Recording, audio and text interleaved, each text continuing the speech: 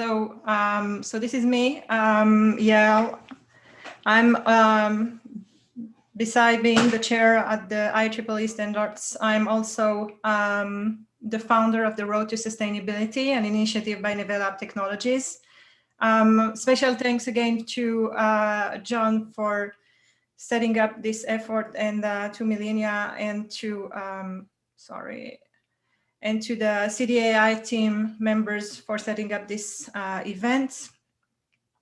A few words about what we're doing. The Road to Sustainability is a global network to build a more efficient, safe, and inclusive world. Sustainability is a fundamental part of every organization's culture, investment goals, and actions as a responsible business undergoing changes and being transferred between paradigm shifts. My startup, WellBeing Technologies, is a purpose-driven platform that leverages artificial intelligence to provide organizations with the tools to integrate sustainable imperatives while generating actionable insights. So to better understand the emergence of sustainability into the mainstream, we have to go back to the 80s. It is important to examine the broad roots from which the concept emerged.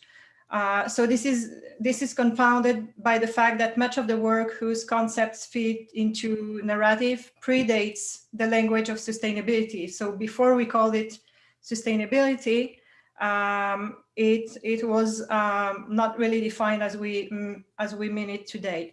So this presentation is going to be in 3 parts. We're going to go over definitions, a more focused focus on conceptualization, and in practice, what it can provide to the world.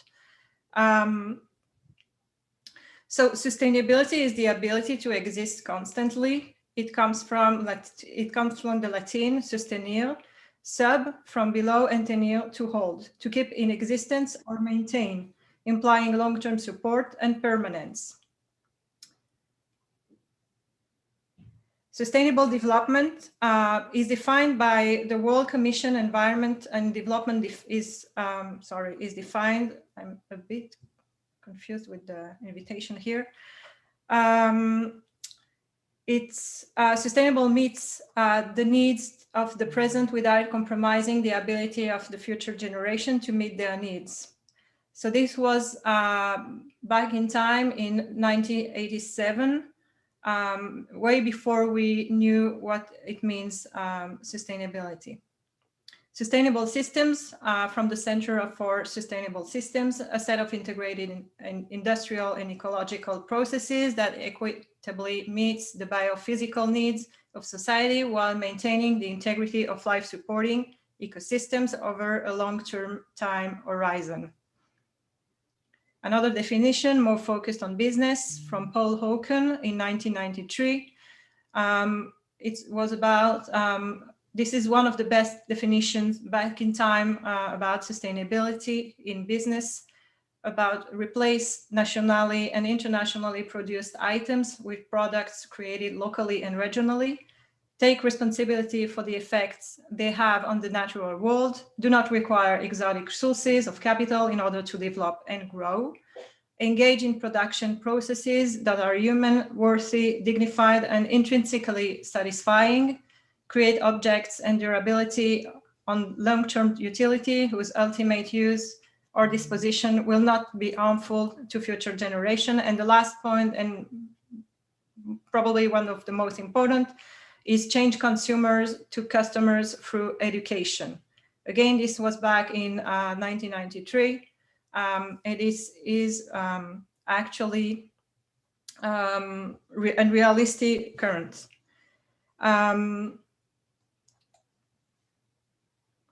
So we have 3 dimensions. You might have seen this graphic before. The World Summit on Social Development identified sustainable development back in 2005 around environmental, economic, and social pillars. These are the basics that we're working on currently and probably are going to be extended within the next few years. Sustainable approaches to innovation, the three perspectives for innovation efforts around the business are about the corporate will, marketplace opportunities, and strategic competency. So these are the main pillars for corporate innovation to integrate sustainability. Most of the time, sustainable practice demands that everyone relates actively to resource management and understands and feels responsible for the mutual dependency between people and culture. The three perspectives here are more focused on how corporate will include sustainability in the strategic plan. We often see playbooks, roadmaps, more specific goals around energy saving. We're going to hear about that a lot within the next few years. Strategic competencies are more focused on asset, resources, and technologies to involve all along the process towards the sustainable goals. And finally, marketplaces opportunities are more about emerging trends and unmet needs, especially evolving within the ecosystem. No system can evolve as a standalone element, and this is really important if we want to provide a sustainable innovation cycle in the company. To attain sustainability, I'm going to provide here two main principles. We have the weak sustainability that requires only that the total capital that we're providing to a company through sustainability should not be depleted. This view assumes that substantially between human created and capital and natural capital, we have more focused human-centric view, and this is really important. Another point that we need to know about the weak sustainability level is that it's assumes that as long as we have the resources that are provided by the environment and as required by humans, these resources are not depleted. It's really, really important. So we have sustainable living.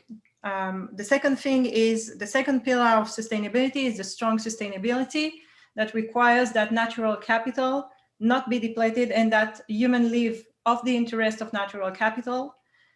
In other words, that means that strong sustainability requires that human only use resources as quickly as Earth is providing. And this approach is right now perfectly, meanwhile we're in crisis, recognizes that the natural resources that are provided by the ecosystems, by the natural ecosystems, serve as functions beyond acting as mere productive inputs. Therefore, humans should never draw down or reduce the amount of natural capital. These are very important notions about sustainability. Another point about the sustainable activity. I'm talking about the complete sustainability cycle. It's about maintaining the factors that enable the activity itself, which means that we need to have the resource inputs, as you see here. Most of the time, these are natural resources. The human activity, as we mentioned about just about right now, and the conditions coming from the environment.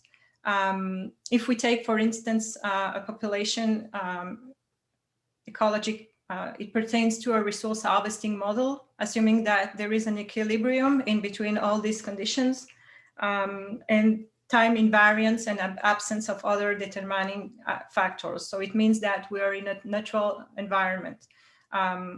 If we got other values coming up, into the systems, which disturbs the systems, it means that we have to input more efforts to maintain all economical, social, and cultural, environmental, and ecological conditions, which means that right now, as we're facing probably an upcoming crisis, or we are in the meantime in the crisis as the pandemic, we have to provide more values and more assets and figure out how to maintain ourselves in the ecosystem. This is, of course, very theoretic, but in practice, it's even more complicated. Sorry. So a few points about where we are now towards sustainability practices. The critical cores are about, focusing on climate change, biodiversity, agriculture, food security, financial stability, health, Medicare, peace, and security.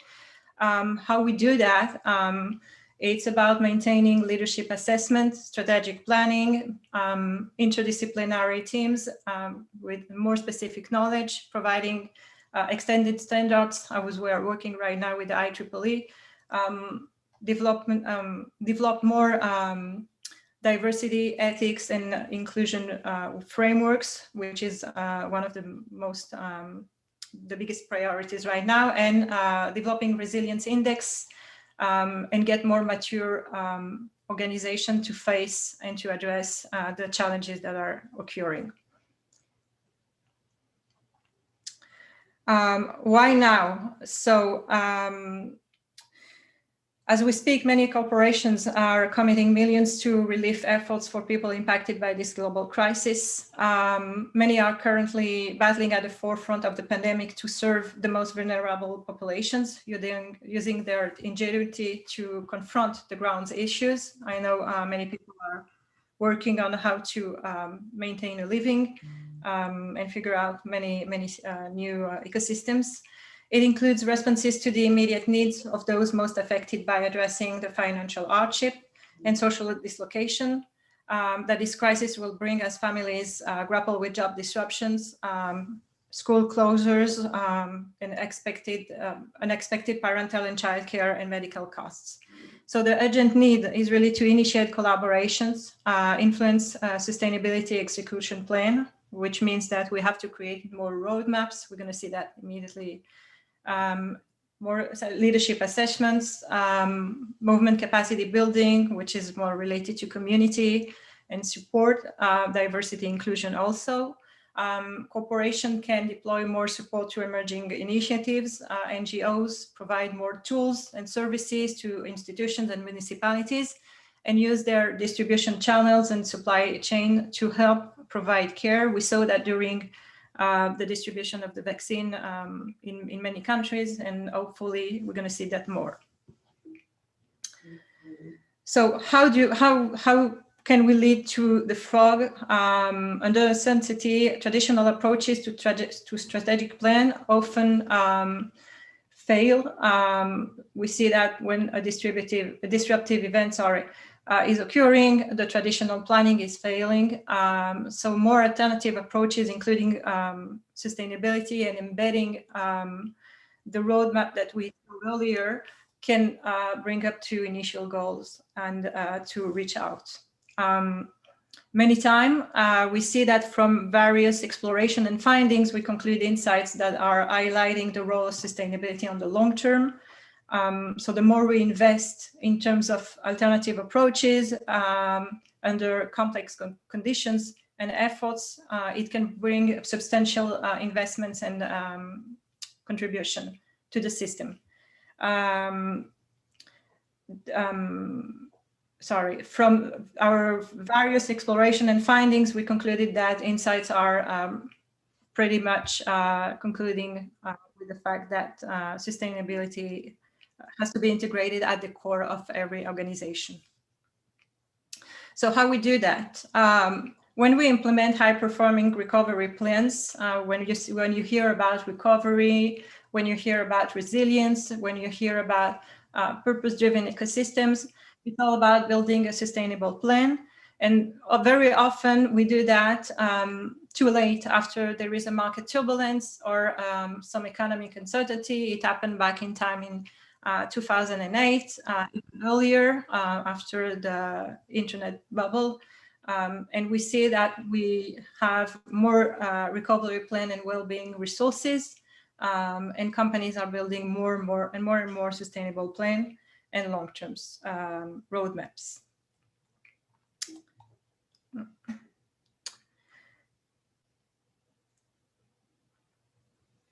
how it all works. So every effort an organization will accomplish during a downturn, as now, will build somehow a memorable experience in the organization, and that will count as a strong asset in the recovery process, as we saw earlier. So whether it was about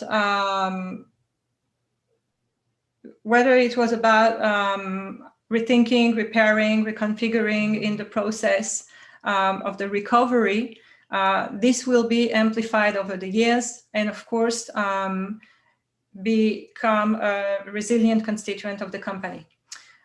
Today, most companies that we asked on what they are focusing on, many answers were about how to integrate SDGs, creating employment opportunities, and how to develop sustainable communities.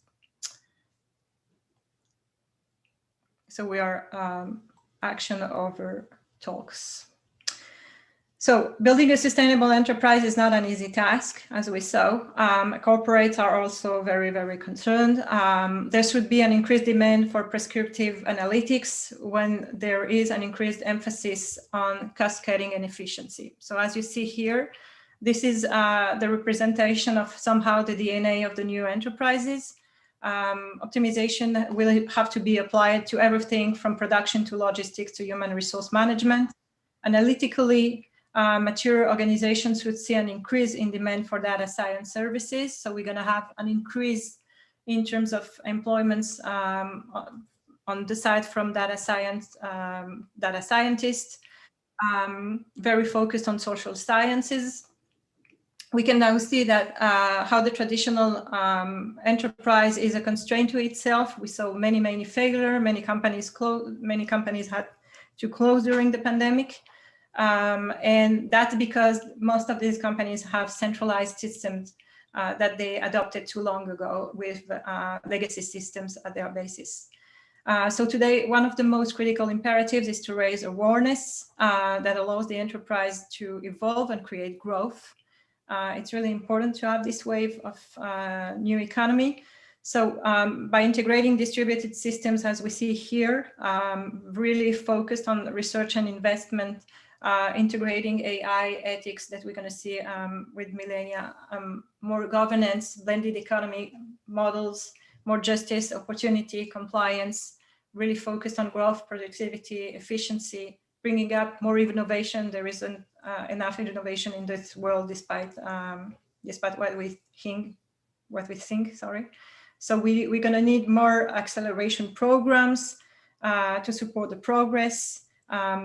Also based on open source, there is a lot of work to do over there, and to face and to address the significant challenges to produce and defend sustainable growth.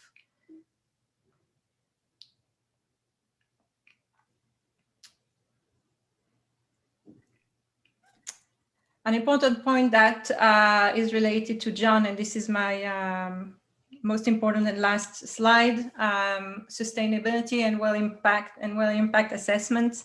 So we can find many explanations for the failure of organizations today to implement sustainability in the current context. This slide is pretty complicated, but it's just to provide you an overview on how complex the new system will have to become if they want to become sustainable. A few words about the sustainability integration and the well-being impact assessment that we're currently working on. On the pure structural side, companies and teams will have to focus on economic vitality, social equity, environmental quality, and cultural continuity. This is this is really important to integrate the pillar of the well-being assessment, which means that the continuous and sustainable physical, mental, and social flourishing of individuals, communities, population, where their economic needs are, and most of the time are cared within a thriving ecological environments. and this is one of the code that I'm sharing all the time.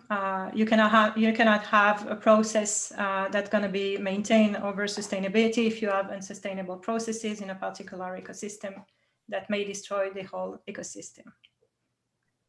Thank you. Well, Yael, thank you so much. I'm always up for this on Zoom calls. Round of applause for Yael. That was wonderful. Thank you so much. And so impressed also with your work on LinkedIn, just the work that you've done with the Road to Sustainability series on LinkedIn. And for both Milena and Yael, if you're comfortable, please, of course, put links to your work in the chat room so that along with getting in touch with City.AI and Larissa or me and IEEE, obviously want anyone who's listening, who are probably here because you're fans of Yael and Milena, by the way, but to know that their links are there. So Yael, thank you so much. And we'll come back to you after Milena's presentation. So thank you, Milena and Yael. I know there's some technical issues, but thank you so much for working through that. And now I have the pleasure to introduce my colleague, Milena Privic. Milena on the IEEE side has been driving with great aplomb our Ethically Aligned Design for Business Committee for almost 2 years or more now.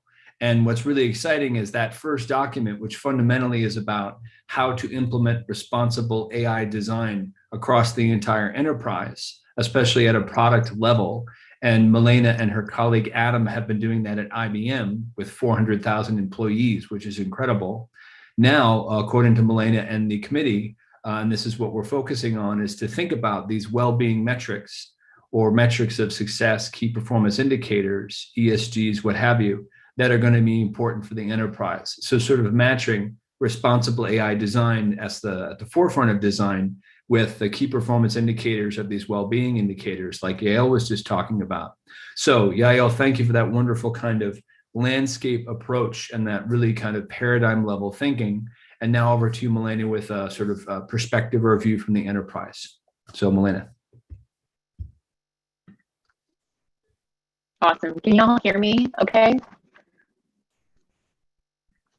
Yep, Hello? You're breaking up a little, but we can hear you, so go ahead. All right. Let me try sharing my screen. I'm trying to share my keynote.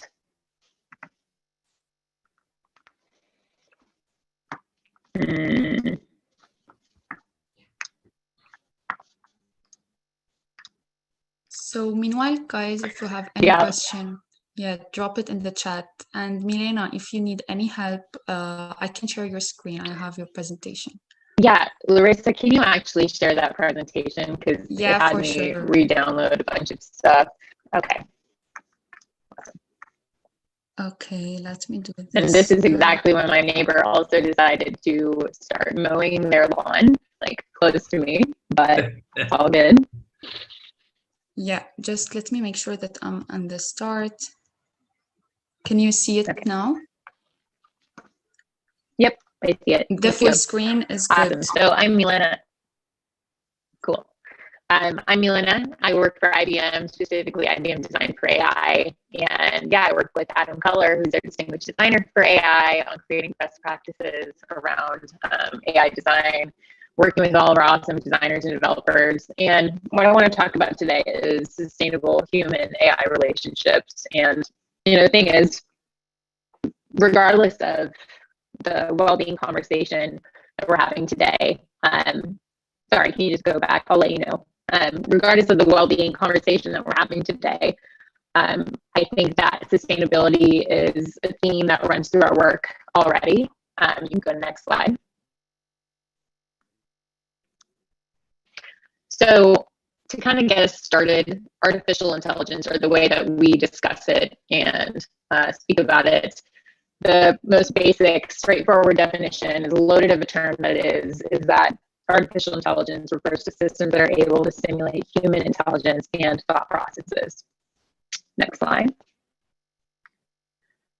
To be considered artificially intelligent, a system has to be capable of understanding, reasoning, learning, and interacting. And so if these are the, this sounds familiar, these are the pillars of cognition, human to machine, or otherwise.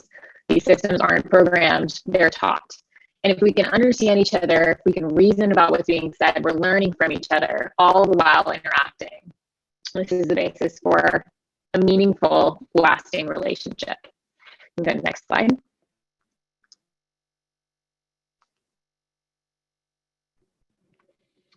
So the thing about this relationship is that it's symbiotic, this relationship that we're building between people and AI. So a human has to first augment the machine so that the machine can then augment the human. Sustainability is ultimately at the core of making sure that this cycle perpetuates itself over time. Go to the next slide. So the foundation of any healthy relationship is rooted in these three things. Purpose, which is the reason for the user to engage with the system, and that shifts and grows over time, deepens, broadens. Value, what the system provides the user that tangibly improves their life. And then trust, which is the willingness of the user to invest in an emotional bond with the system. And whenever I say emotional bond, people sort of bristle, but we have an emotional bond with the tech that we use, with our phones, with our computers. What happens when we lose trust? You can go to the next slide.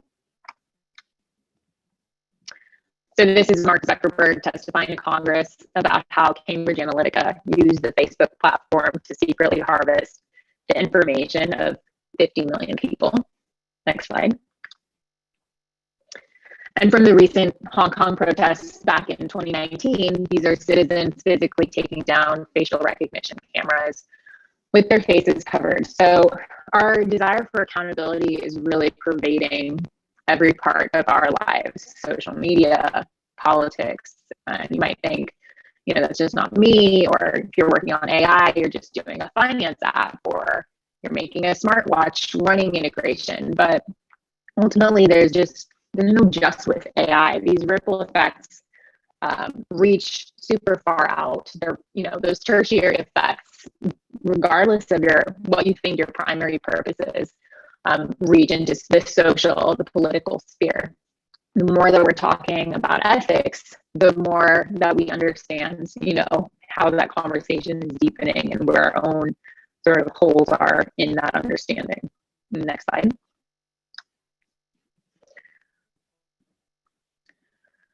So to create and foster this trust that's needed for this ongoing relationship between humans and machines, obviously we need to approach AI ethically. And like I said, that conversation is evolving and we're seeing the gaps in our own understanding. You know, this document that we created, I'm gonna go over, we created in 2018, and the conversation around AI ethics has changed a lot in our understanding of, you know, what an ethical practice really is. How do we expand on, you know, even this type of document that we created in 2018 to make sure that we're growing and learning from creating resources like this that are meant for the open community. So next slide. So our first, you know, one of the first things that we created around an ethical practice or an ethical approach to creating AI for designers and for team members was Everyday Ethics for AI. And that was actually created with the heavy influence of Ethically Aligned Design, IEEE's, you know, 200-page wonderful document was our inspiration for that. And this we did with our Francesco Rossi, our global AI ambassador. And in Everyday Ethics for AI, we talk about these 5 main areas. You can go to the next slide. They're accountability, value alignment, explainability, user data rights, and fairness. And that document is really meant as a team discussion, you know, first step. Let's all talk about, you know, these different areas. There's consideration points, there's questions we can ask ourselves. And the key thing to take away from this is obviously that ethics isn't about compliance, it's about doing the right thing. You know, we all have our trustworthy principles. We can all have well-being as a phrase in our general, you know, company documents, but we have to make sure that we're walking the walk. And if you go through these definitions in the guide, you can see that even though we touch on compliance or we touch on regulation, these areas are really values focused. And that's where the discussion is meant to go. So, you know, because it was so influenced by ethically aligned design, we work with IEEE. Next slide. And we created Ethically Aligned Design for Business, where we did this inaugural paper on, you know, this call to action for businesses using AI, including an AI ethics readiness framework.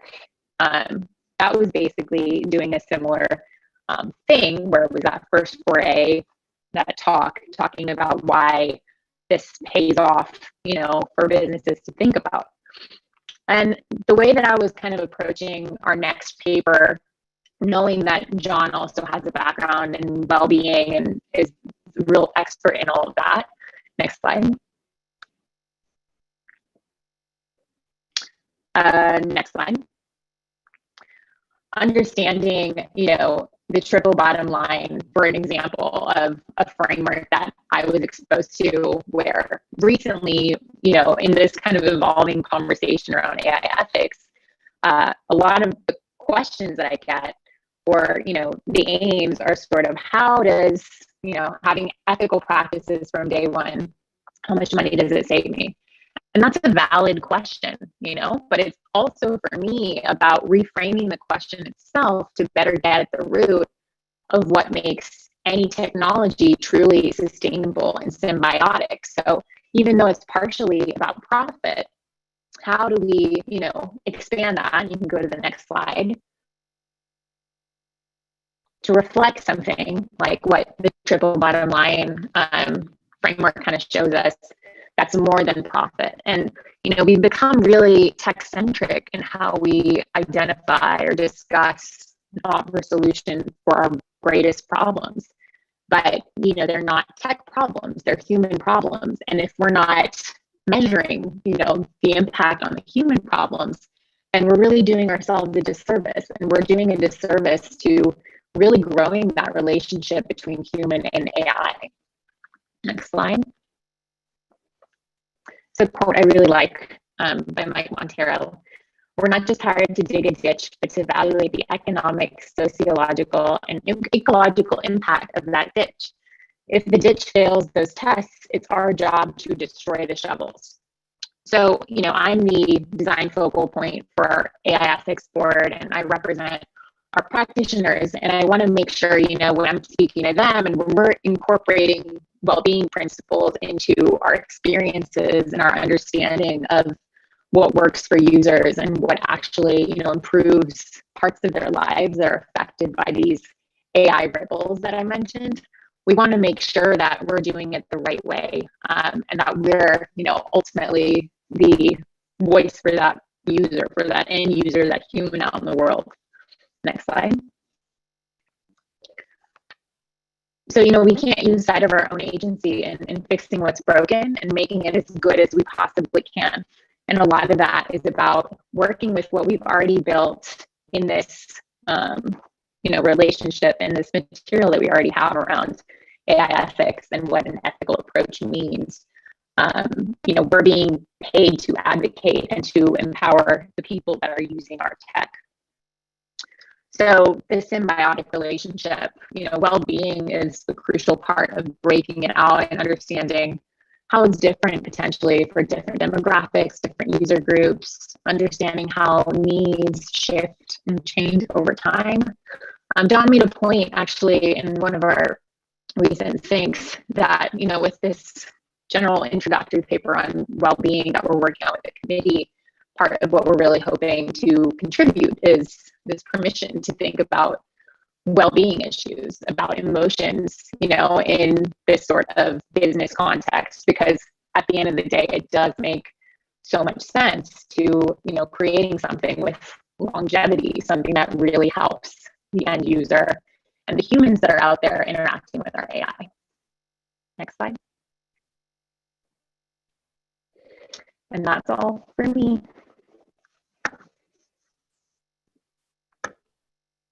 Wonderful. Thanks, Milena. And Milena, thanks so much. I know there was some issues, which it happens, you know, with Zoom and whatever else. And so your phone was cutting in and out for some more. I'm glad we could figure it out. Yeah, great. And so folks, where you couldn't hear everything Milena said, thanks for your patience and what are you gonna do? But thank you, everybody. That said, we only have about maybe 5 or 10 minutes, but I'm gonna ask Milena and Yael a couple of follow-up questions before we close. If you wanna post questions in the chat, and thanks for the lively chat that you've been doing, that'd be great. We'll try to get to at least a couple of questions. Okay.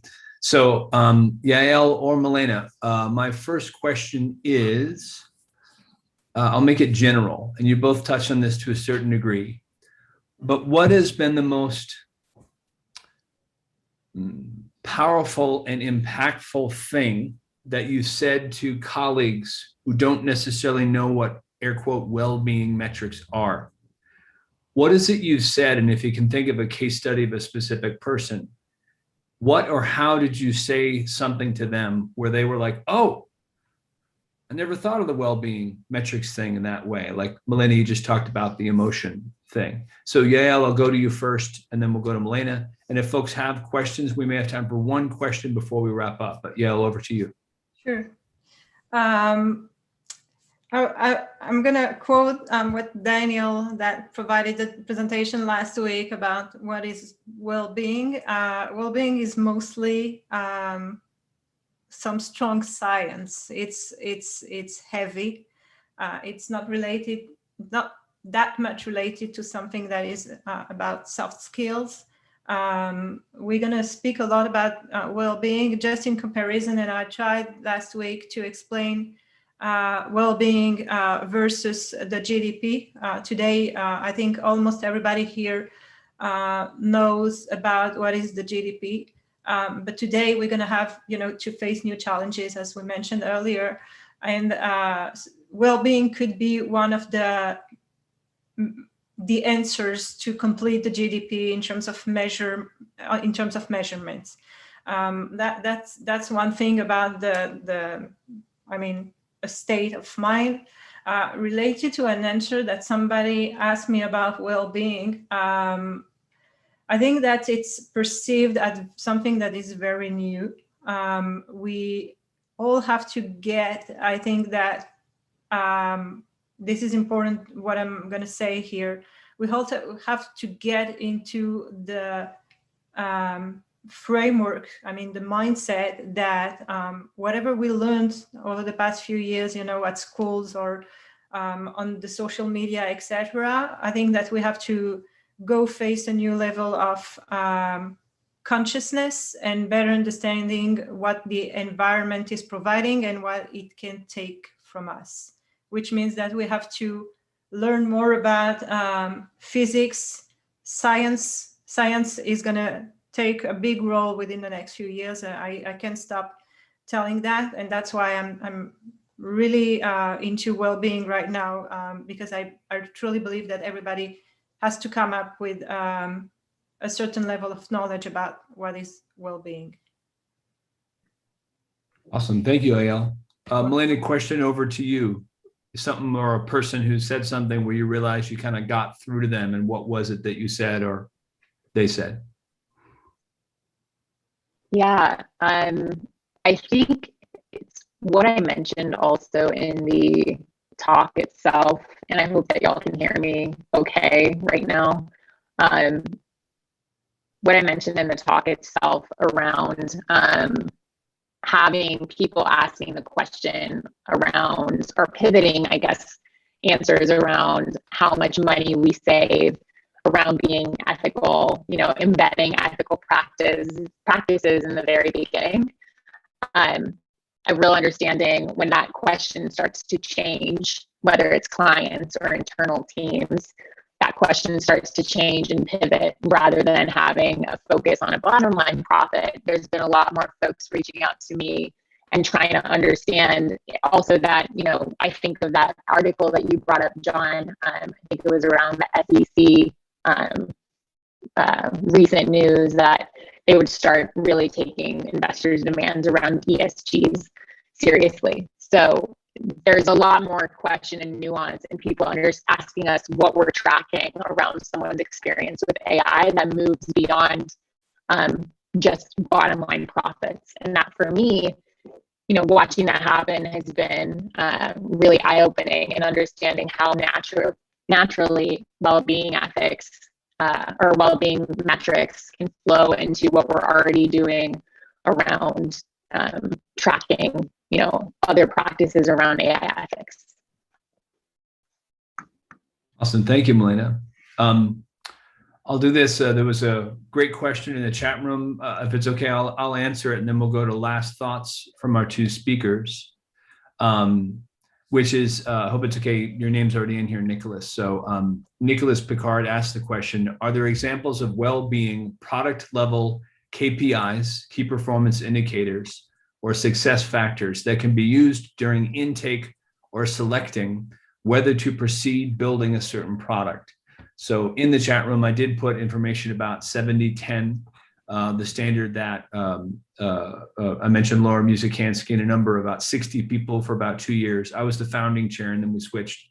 That was the goal of that standard, Nicholas. Now, I should say that the challenge here, of course, is framing well-being indicators like Yael and Milena have already done as key performance indicators, where people may be still in kind of a single bottom line mentality, which is fine or fair. And you say, well, key performance indicators, you have to sort of, the analogy I give is, if someone's looking at the engine of a car and says, what are the key performance indicators for this engine? Those are good questions to ask, but the actual bigger question now is to ask, well, what about the whole car? We should be thinking about the key performance indicators for the entire vehicle, not just one part. So let me do this. If I missed anything there, Yael or Milena, maybe if you could take about a minute, each of you, and just give your last thoughts, and then we're going to cut to Larissa, and we're almost at time. So Yael, thank you so much. Your last thoughts before we close. Last thought, actually, I wanted to share with you a slide that to better capture what is well-being, that was shared with Daniel last week. May I? Is it okay for everybody? Just to show you a bit, just to show you here. I think that's really important to better understand that, well-being, as we meant earlier, about improving the AI systems that Milena just explained, and also about the KPIs that John told about. It's really about, business, bringing to the business a new level. And meanwhile, in the training and in the process, bringing more iterations and new levels. I don't know if you see well my screen, but this is all about, the very first layers of what well-being can be at that stage.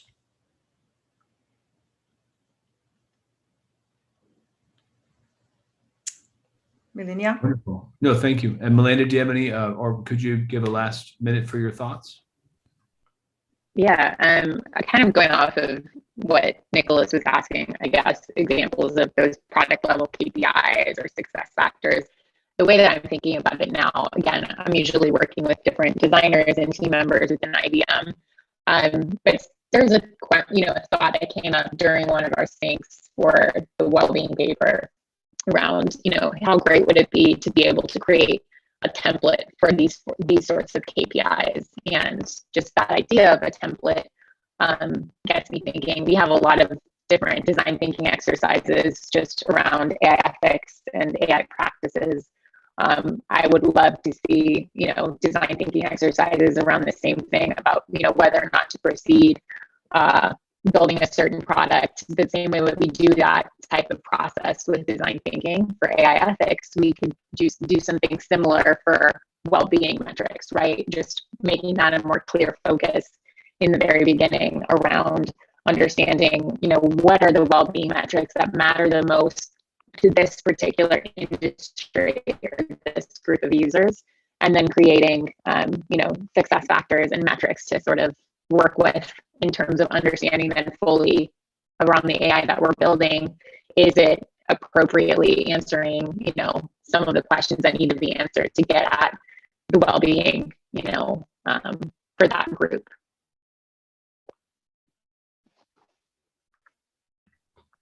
Well, thank you so much, Milena and Yael. And we have 3 minutes left. What I was going to do is, Larissa, do you want to say any final words, and then I'll close this out after your final thoughts on City.AI? Yes, of course. First of all, thank you so much. And I'm really sorry, Milena, for the technical problem with Zoom.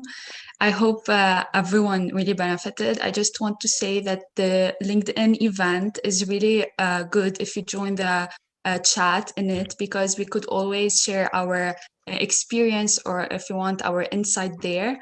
And Yael, Milena, and John are there, so you could also ask them some questions and they could share their insight. It's good to keep this community of people that really want to build on ethical AI and on including the AI ethics in their companies together. So stay in touch on LinkedIn with us, and I'll drop my City.AI email and LinkedIn if you would like to be a speaker in other events and you're tackling those. If you want problems in your company, please feel free to drop me an email, and we would love to have you with us so you could share your experience also. So I'll share all the information there, and feel free to drop me an email. Thank you, John, and thank you everyone for joining. Yeah, thank you so much, Larissa. I just want to say a huge thank you to Larissa and the City.AI team for getting this all going. And tech stuff happens. It's never, what are you going to do? The well-being factor, though, just want to end on this. What a pleasure it's been to work with you, Larissa, and to get to know your community. Such an honor to, have the regional expertise and the global expertise that you and your colleagues all have. And, to kind of keep it simple, by the way, the chat room has been phenomenal. We have an amazing group of people in that chat room. So round of applause to all of you. And also is, well-being sometimes can be kind of simple. What's a metric of success? Learning from new colleagues, sometimes disagreeing to kind of get to know each other better. And then elevating the mandate that if people don't take care of the planet and people at the same level as profits and other stuff, it just means they won't get taken care of at the same level. And we're at the point where it's a wonderful opportunity to use these beautiful technologies to say, how do we continue making profit? Great. But how do we do it while we're also saying at the same time, how do we have people and planet be prioritized at the same level and at the beginning and the outset of design? So with that, I'll just say a huge thank you again to Yael and Milena and to Larissa. And from an IEEE Standards Association standpoint, thanks again. Have a great weekend. Thank you, everyone. Thank you, everyone. Thank you, everyone. Thank you. Bye-bye. Thank you, and bye. We'll connect again. And please feel free to get on the links that John sent in the chat. Please connect on the well-being page. Would love to have you give feedbacks. And of course, if you have more questions, just get on the LinkedIn page from the City.AI from the event. Thank you.